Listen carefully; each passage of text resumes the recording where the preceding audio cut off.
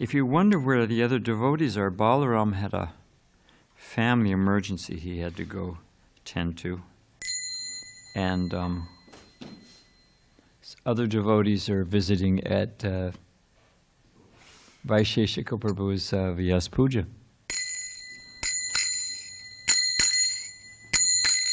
Jaya Radha Madhava Kunja Bihari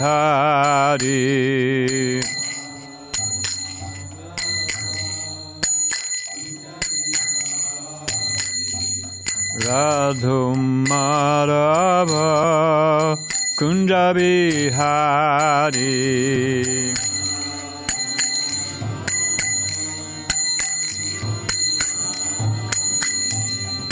Gopijanna Balaba Girivanadari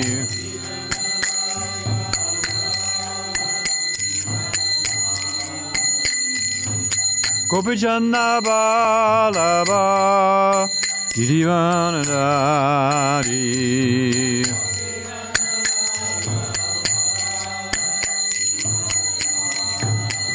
Sodanandana Bhajajana Ranjana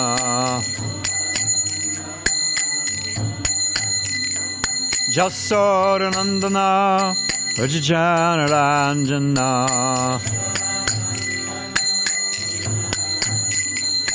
Jamuna Tira Vanatari Jamuna Tira Vanatari Jaya Radha Madhava Kunja Bihari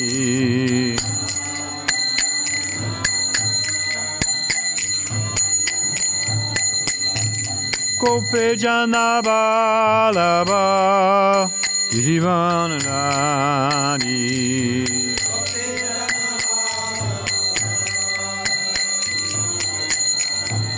Jasodanandana Bhajajana Ranjana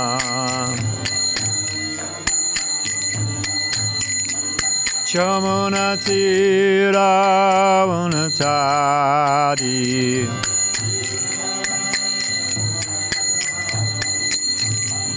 Hare Krishna Krishna Krishna Hare Hare Hare Rama Rama Rama Hare Hare Boom!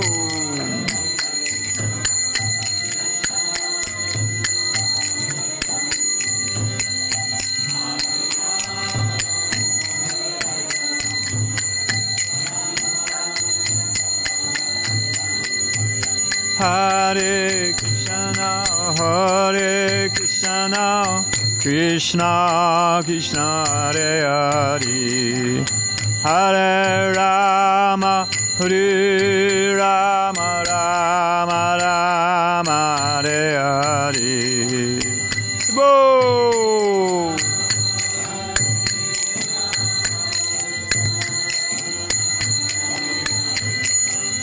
Hare Rama,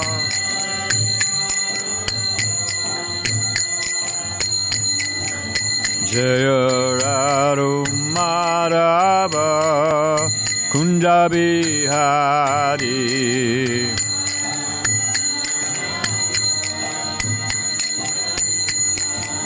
Jaya Radha Madhava Kunja Bihari Radha Madhava Kunja Bihari.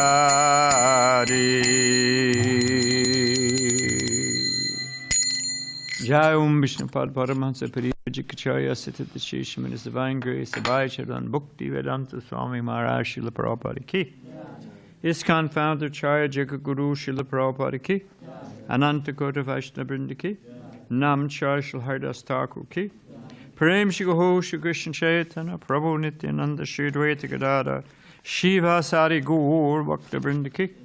Shri Shri Radha Krishna Gopinath Shama Kunda Radha Kunda Giri Govardhan ki, Vrindavan Dham ki, Mathura Dham ki, Dwarka Dham ki, Navadip Dham ki, Jagannath-puri Dham ki, Jamuna Maya ki, Ganga Maya ki, Tulsi Maharani ki, Bhakti Devi ki, Samveda Bhakti Vinda ki, Srila Prabhupada ki, Sri Siddhara Giridhara ki, Sri Krishna Sankirtana Jaga ki, Gopremanandi. All glories to the sum of devotees. All glories to the sum of devotees. All glories to the sum of devotees. All glories to the divine lotus feet of Sri Sri Guru and Gauranga. Krishna Sadamo Bhagate Damaganadi Bisaha Kalauda Sadashamesha Parano Konadodita Narayana Namaskricha Naram Shaivam Narotama Devim Sarasatim Vyasam Tuto Jayamurtirayat. We could turn this up just a touch. Oh, I don't make you do it. There's somebody with faster reactions. Just a touch. Because I'm don't have much strength. Om Namo Bhagavate Vasudevaya. Om Namo Bhagavate Vasudevaya. Om Namo Bhagavate Vasudevaya.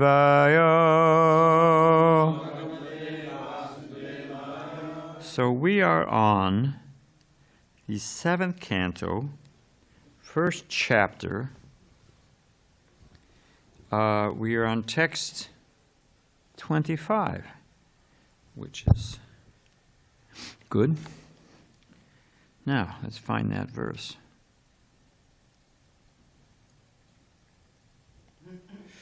Ho Govinda.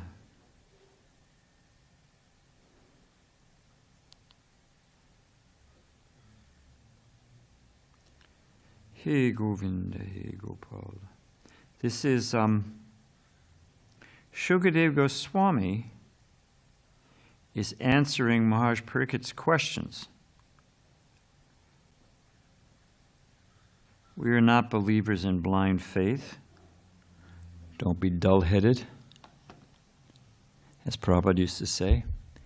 In the Detroit ashram was in the basement of the Detroit temple, which was an old house. And there was a bunch of piping that went across the ceiling. And it hung down low. And if you got up early in the morning and were in a hurry to go to the shower and weren't thinking, you'd bang your head on that pipe. And somebody put a little sign there that said, Prabhupada said, don't be dull-headed. So we should not be dull-headed. Prabhupada wanted us to. And Prabhupada points out that Krishna spoke the whole Bhagavad Gita. And in the 18th chapter, at the end of Bhagavad Gita, he says, now have you understood? He was ready to repeat it. And clear up any points. So we are not believers. We have faith. Faith is the beginning of everything. You have to have faith to get out of bed. Somebody sent me the figure. I'll get down to work in a minute. But sent me this. I love these things. It was the weird ways to die. Do you know that more people are killed by coconuts falling on their head than by sharks? Yeah. There's something like, worldwide, there's something like 1,000 plus people a year, annual, who die from being coconut dropping on their head. People die getting out of the bathtub. People die getting out of bed. So everybody's got faith. Well, I guess it's going to work out. One of my favorites is something in the USA alone, something like 375 people a year die making toast. I think they could reach in there with a fork, They didn't see Ben Franklin with his basic instruction about how electricity flows, Stick that fork in there. It's just a wonderful world, isn't it? You just, if you step back and look at it, you think, oh my gosh. Okay, so down to the matter at hand. But so Maharaj Parikshit is asking questions. We don't believe in blind faith and being dull-headed. We want to have a clear understanding. Because based on that, you can surrender. You can't. Blind faith can easily be changed. Okay, so this is a little bit of a long verse. Yan nibado abhimano ayam tad vadat praninam vadaha tata na yasya kaivalyad. Actually, kalvayad abhimanu akilatmana parasya dhamma kartur hi himsa kenasya kalpite yannibado bi abhimanu yam. Yeah, Dhruvid is right. I put an A in there. Yannibado bimano yam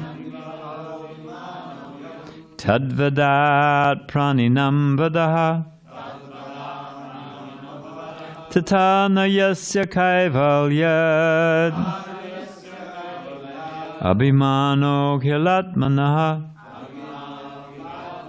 parasya dhamma katurhi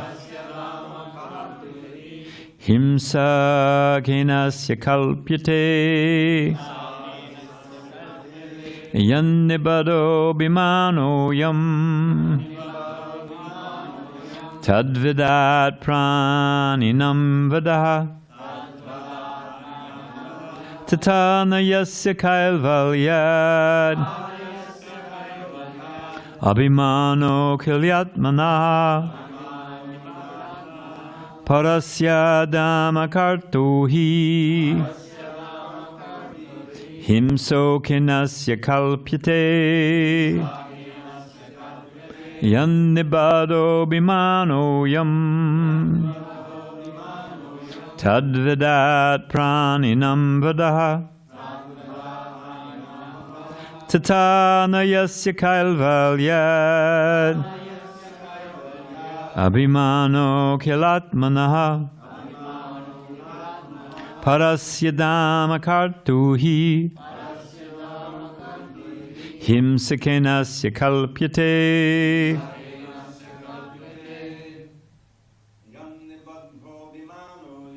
yannibado bimano yam tadvidat praninam vadan tatana yasya kaivalyad abhimano kilyatmanaha parasya dhamma kartuhi himsa kenas kalpate yannibado bimano yam tadvadat harinam vadaha tatana yasya kaivalyad abhimano kilyatmanaha parasya dhamma kartuhi himsa kenasya kalpyate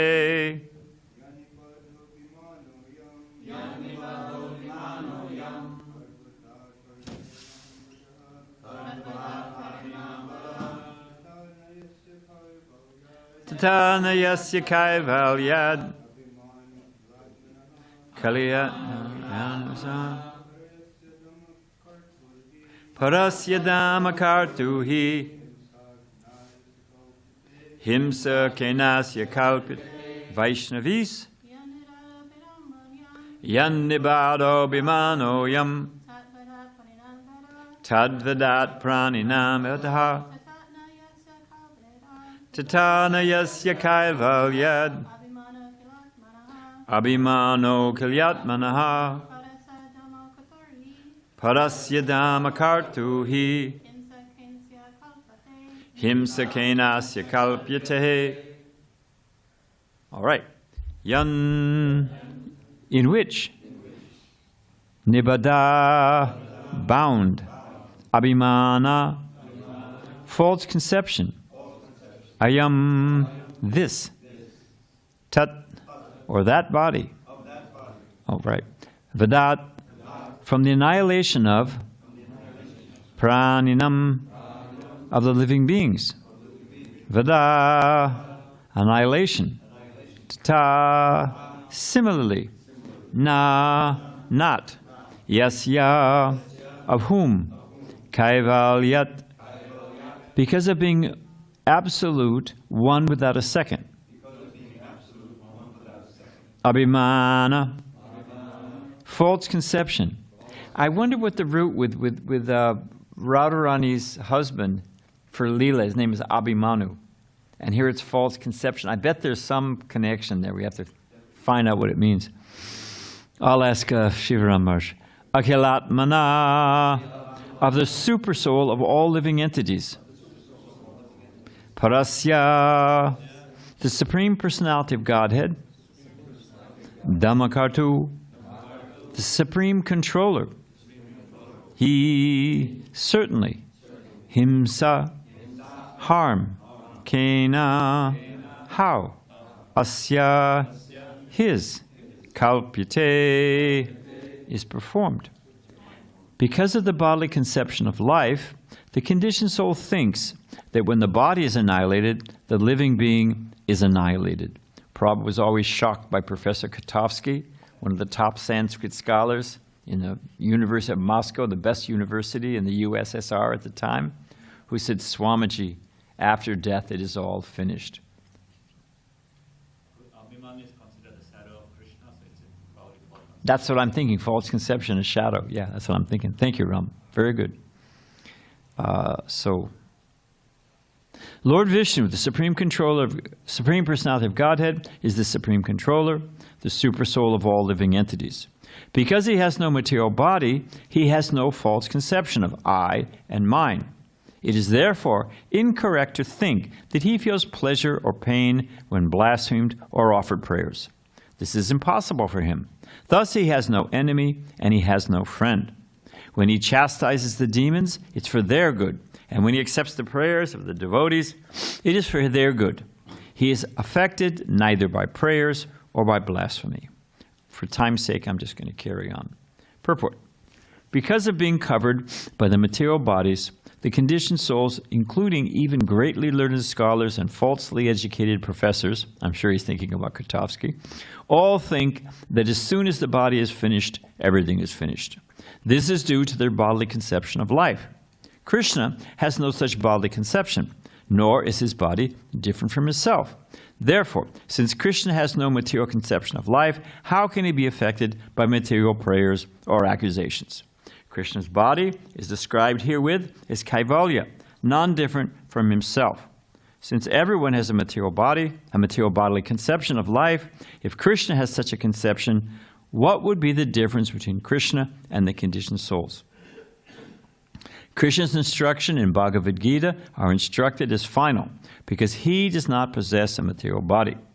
As soon as one has a material body, he has four deficiencies: tendency to delusion, the tendency to make mistakes, tendency to cheat others, and imperfect senses, right? Okay. But since Krishna does not possess a material body, he has no deficiencies. He is always spiritually conscious and blissful, Ishvara Parama Krishna, Sat Chit Ananda Vigraha. His form is eternal, blissful knowledge. Sat Chit Ananda Vigraha, Anada Chinmaya Rasa, and Kaivalya are the same.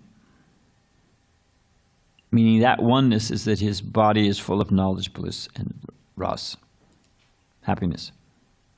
Krishna can expand himself as Paramam in the core of everyone's heart. In Bhagavad Gita, Prabhupada points out, they make a big deal.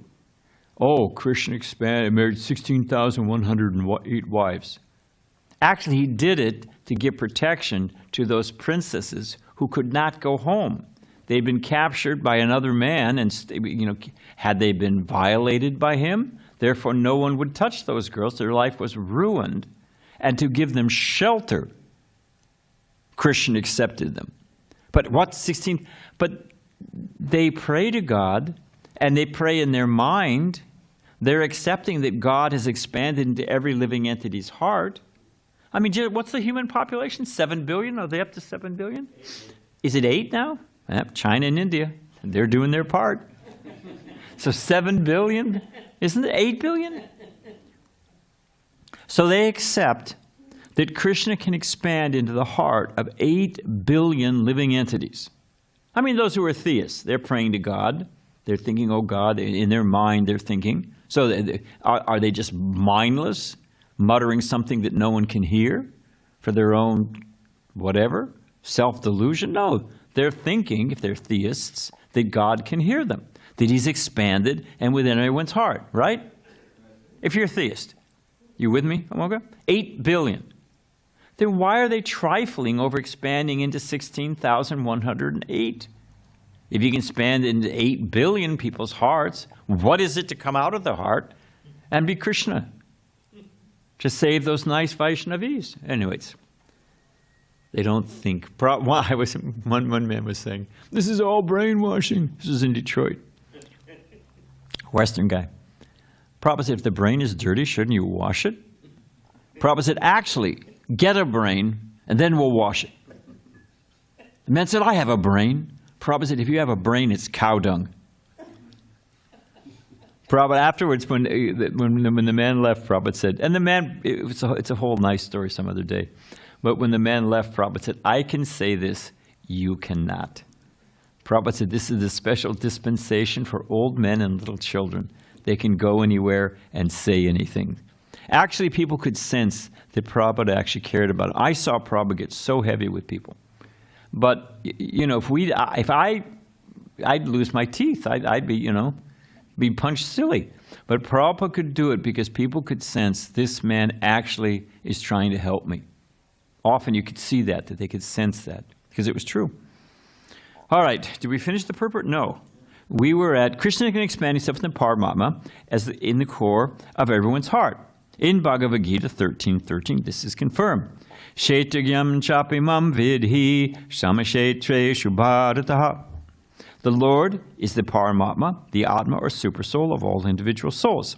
Therefore, it must be naturally concluded that he has no defective bodily conceptions. Although situated in everyone's body, he has no conception of life. He is always free from such conceptions, and thus he cannot be affected by anything in relation to the material body of the jiva. Krishna says in Bhagavad Gita. You want to chant that, Dravida?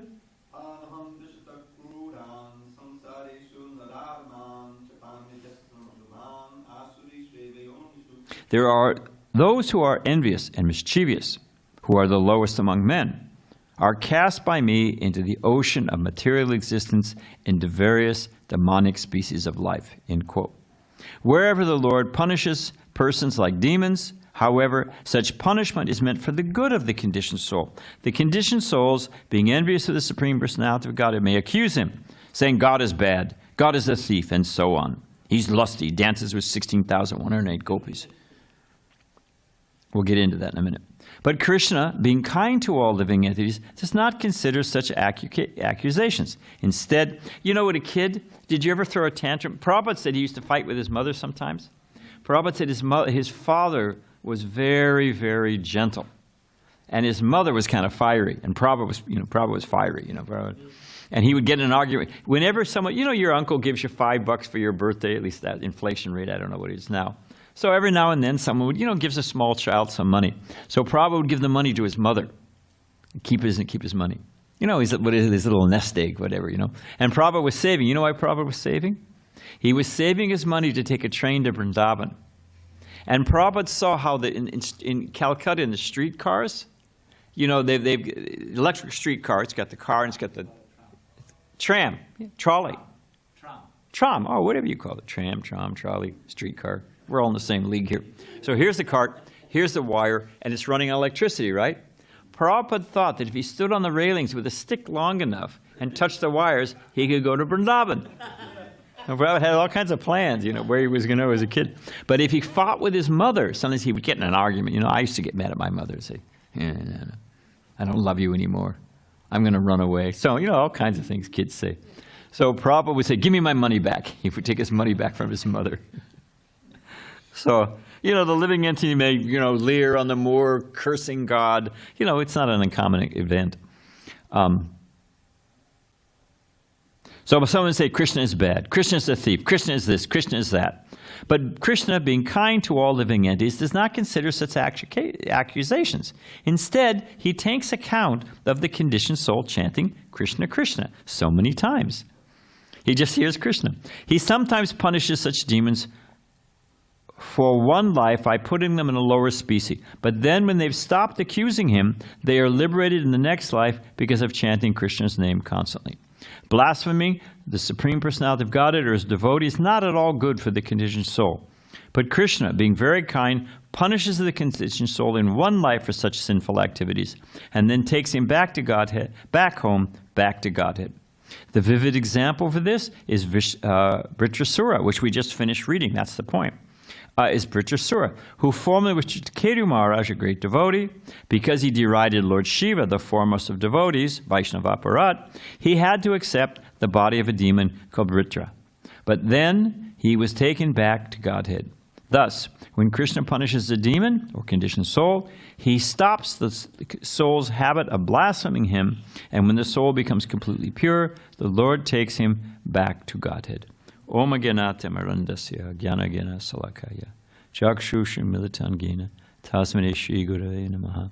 Prabhupada always standing up and defending his Krishna. Krishna's not unfair, Krishna's not this, Krishna's not that. So I was thinking about this. Just as an initial thing, because it's talking about the soul and the super soul, and what is the difference. What is the classic example that Prabhupada repeats often for us to understand the difference between the Atma and the Paramatma? And it's from Katha Upanishad, and Dravida knows, but other than Dravida, who knows that example?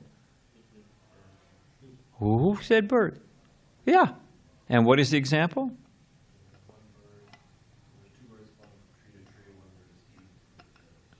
Two birds in a tree. And they're flying from tree to tree. One bird is madly pecking, this was bitter, this was it, and they're flying from tree to tree. And the other bird is just accompanying him as a friend. So unpack the analogy, Amoga Prabhu. Who is the bird fleetingly and frustratedly flying from tree to tree looking for something tasty? It's the living entity, the jiva, going from body to body. And who is the beautiful bird simply accompanying? It's the Paramatma, is Krishna. It's a nice analogy. Now, why does it make a difference? And one could ask. If I'm changing life after life, body to body, influenced by the modes of material nature, and there's someone who is not influenced by the modes of material nature, who is the witness of all things, whose advice am I going to take? Am I going to take my own advice? Or as Prabhupada said, fool number one and fool number two? Anyone know who fool number one is? Fool number one is the one who says, well, I think, in my opinion, it may be, as far as I can see.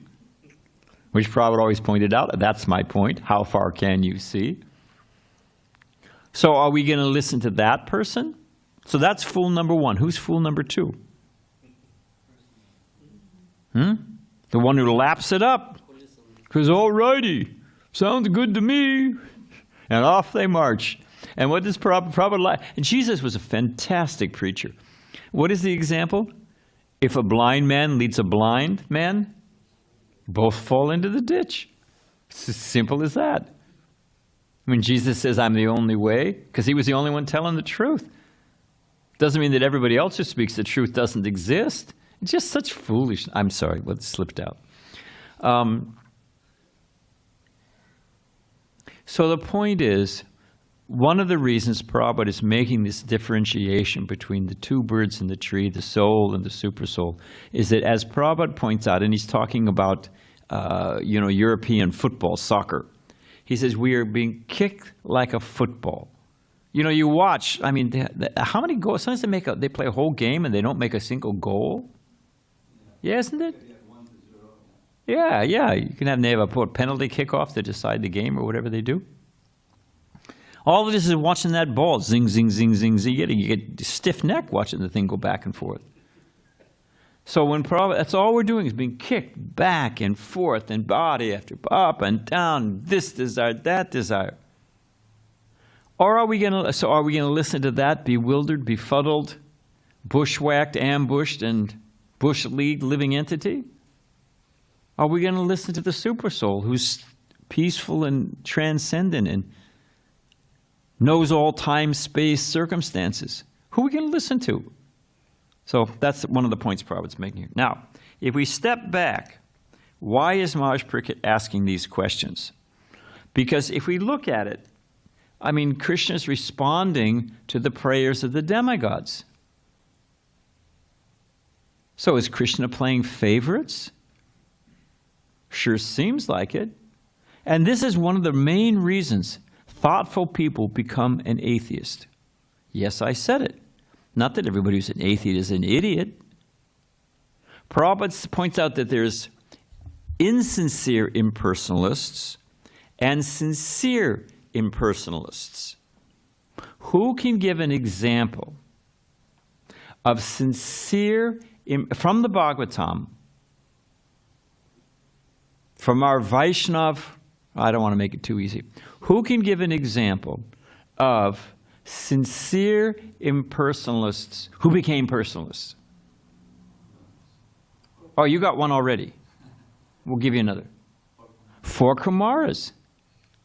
The 4 Kumaras.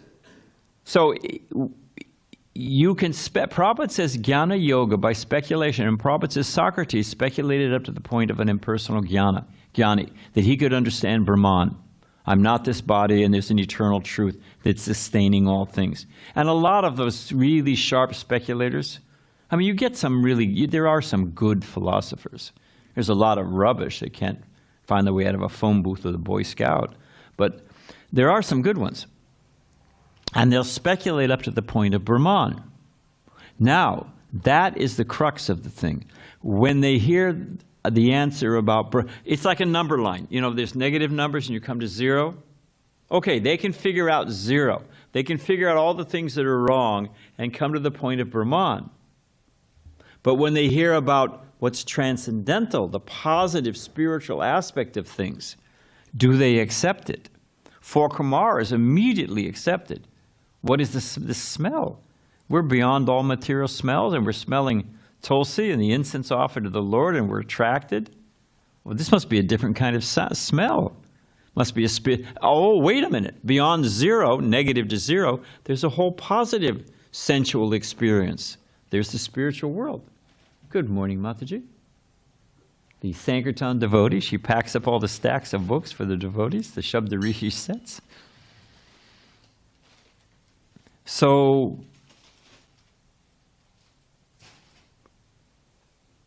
it appears that Krishna is playing favorites. Oh, that was my point. So you can be an sincere atheist. In fact, if you're thoughtful and you have not heard the message of Bhagavatam, I would present that being an atheist is the only honest position. That's right. I'm saying it in Bhagavatam class. I would say that being an atheist, if you have not heard the message of Bhagavatam, how can a child be born blind? How can you have twins? One is born blind and one is born with sight. Why do good things happen to bad people? Why do bad things happen to good people? How can there be God? Is he playing favorites? How can someone who plays favorites or is capricious, or there was that fool who wrote the book, I forget the name of it. Why bad things happen? And his answer was, why do bad things happen to good people? His answer was that God is doing the best he can. He just can't get to everybody. I mean, come on. 7 billion people. Give him 8 billion. Give him a break, you know. His inbox is full. He missed you. I'm sorry. That's an answer. It was a bestseller. New York Times bestseller for weeks. What kind of rubbish is that? So, if you haven't heard the message of Bhagavatam, beginning with Bhagavad Gita, Prabhupada says, they found anyway, I don't want to go too far afield. Bhagavad Gita is the foundation of Vedic view. Bhagavad Gita lays out 5 features, 5 tattvas. It's not the pancha tattva, but 5 tattvas on which the entire understanding of reality rests. 5 things. Anyone can name one? Nature. What's that? Nature. Material nature. Living entity. Wait. Oh, living entity. God. Going for the full. Modes of nature. That's nature. You already got that one. You were going to say one? Karma. Karma. And time. Prabhupada said the 4 are there, and then time is the stirring pot. Stirring the whole brew, Everything's getting mixed up there. And it's a toxic mix. So unless you understand that the living entity is eternal, that I don't die when this body dies, that I have another, I go on, energy can be either created or destroyed, basic principle of Einstein, what is it called? Einsteinian or whatever it's called, physics, can't be created or destroyed. Soul goes on.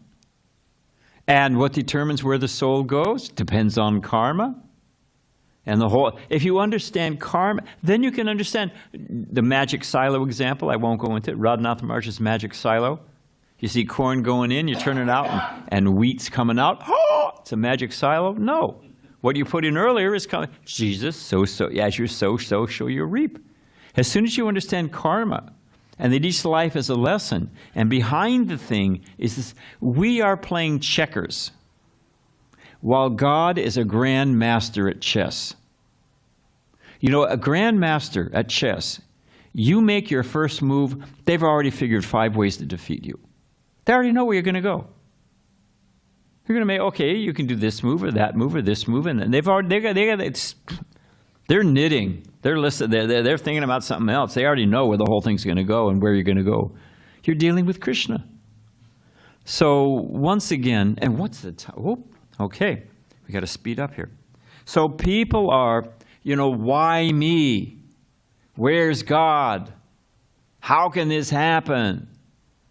And if you don't, this is one of the why book distribution is so important. Prabhupada said his disease is that he is not meant for small things. This movement, ISKCON, is not meant for small things. Prabhupada starts off the Bhagavatam. It's meant for a revolution in the hearts of impious humankind, people. The misdirected civilizations, meant for change, revolution. And when people understand, whoa, well, that's far out. So Krishna's not impartial. Well, it appears, I'll just say this. Let's see what else we wanted to say.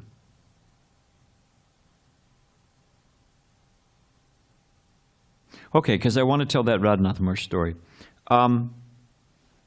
So it may appear that Krishna is partial. And Prabhupada tells 2 jokes. One is a story he told to Mukunda. I'll tell this one first. Prabhupada, and he mentions it sometimes, that the shopkeeper goes home at night, puts his head on his pillow, he's just about to doze off, and he thinks, oh, geez, did I lock the back door? Oh, I was in such a hurry. Please, Krishna, I hope I locked my back door. Otherwise, some thief will come and steal me blind. Now, meanwhile, what is it, Les Miserables, the man who stole a loaf of bread to feed his children, So I was desperate. There's a thief somehow or other. He's got to steal to maintain his family. So he goes out at night, and what is the thief praying? Oh, God, please, I hope the shopkeeper left his back door open. Prabhupada said, in this way, Krishna is perplexed. He's getting contradictory prayers, what to do here. So it's not exactly like that, but Prabhupada, Prabhupada, if you listen to Prabhupada's tapes, Prabhupada used it for entertainment. there wasn't, as a householder. And Prabhupada had some court cases in front of the Allahabad High Court. So Prabhupada used to go sometimes and listen to the court cases at the Allahabad High Court. He was not watching TV or cable or,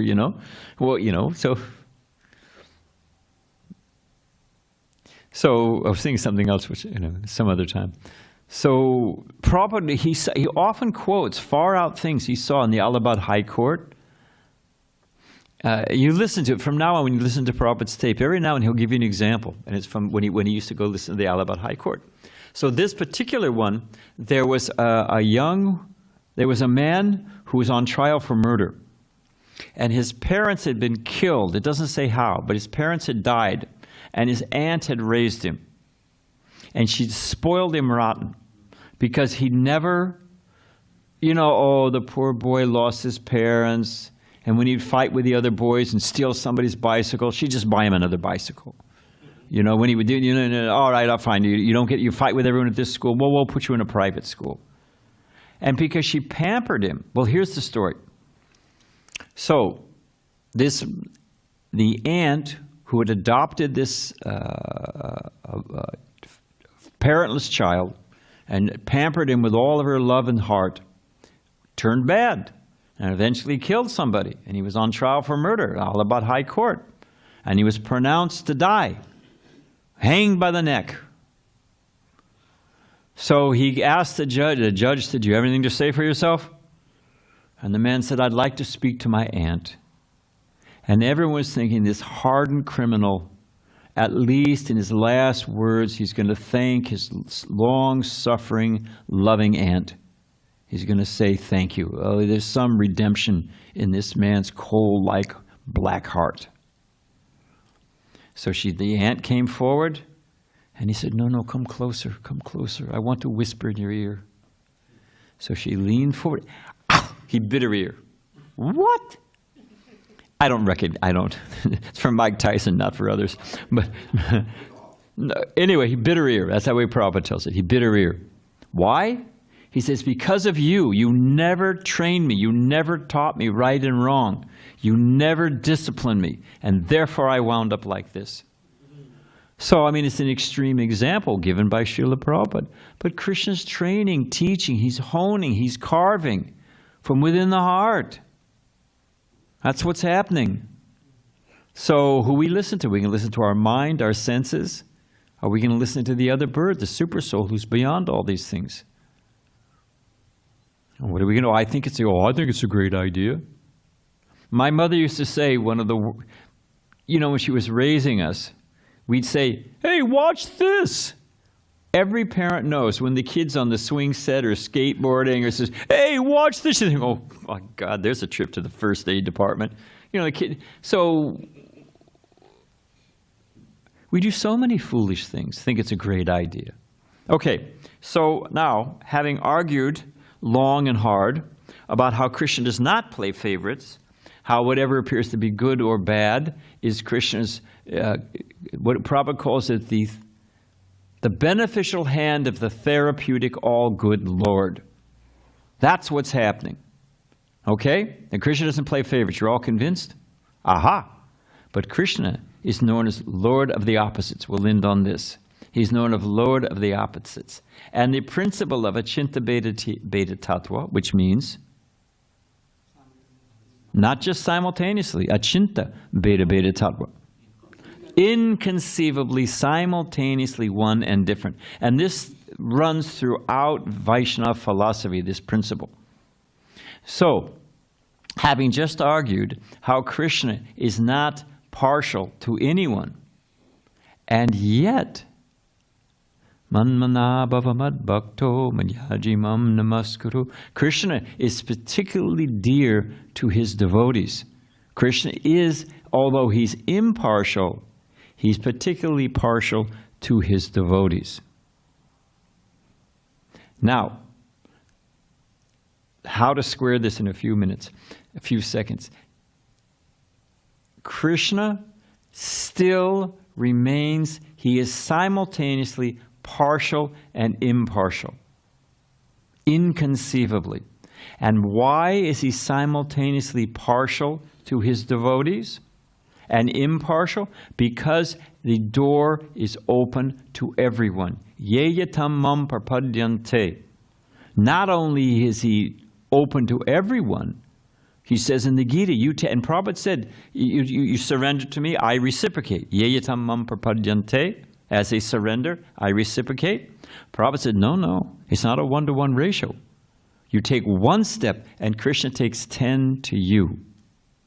So a takeaway from this is instead of being angry at Krishna and cursing and why me and this and that and, silver spoons to some, golden spoons to other, never was it this side of Jordan. It's the famous biblical, why the injustices of this world.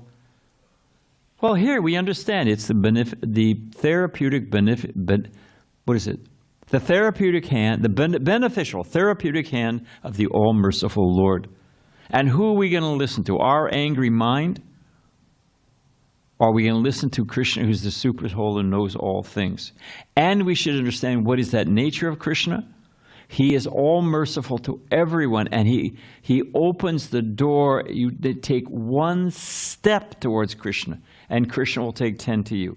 And we will end with this. And what is the manifest? Here's a slow, underhand, softball pitch, Prabhus. What is the most profound manifestation? Dare I make it so easy and say incarnation, avatar, although he's actually the Supreme Personality of Godhead himself, that is the fullest manifestation of Krishna's unlimited mercy to the living entities. I haven't stumped you, have I? No, don't say a peep. Sri Chaitanya Mahaprabhu.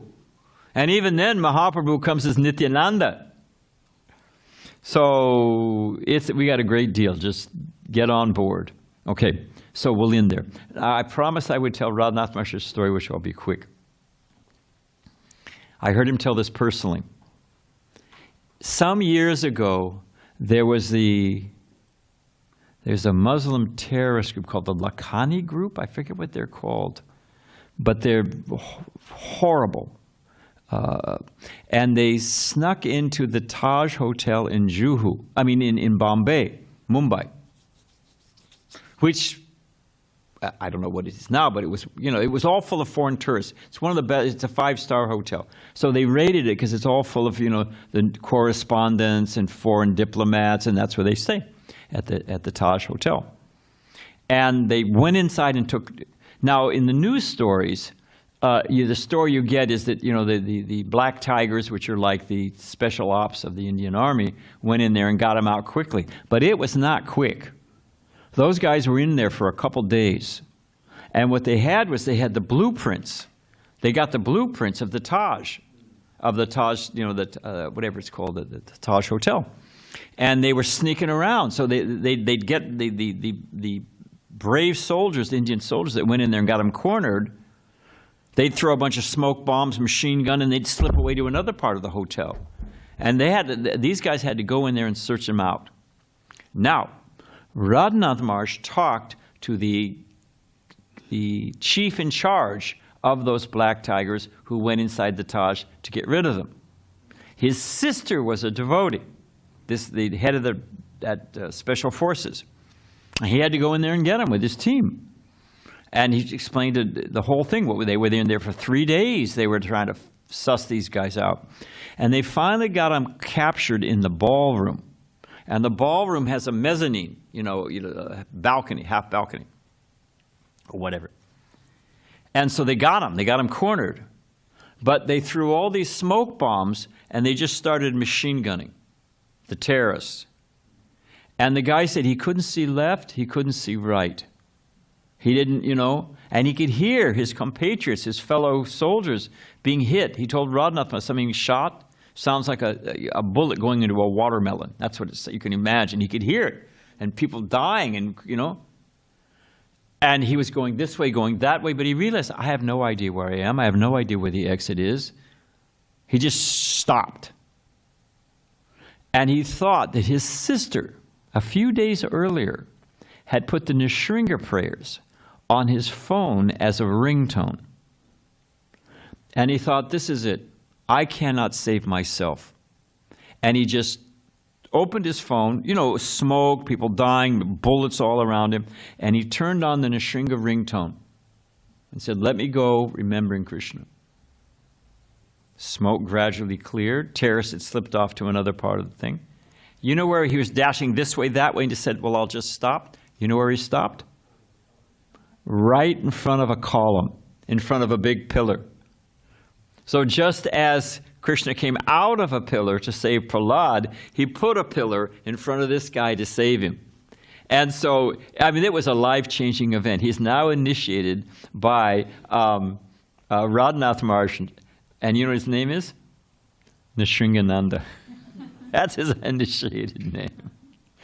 So all glories to the merciful Supreme Lord. Just surrender. It'll all work out. Okay, thank you, Prabhu. Sorry, Krishna.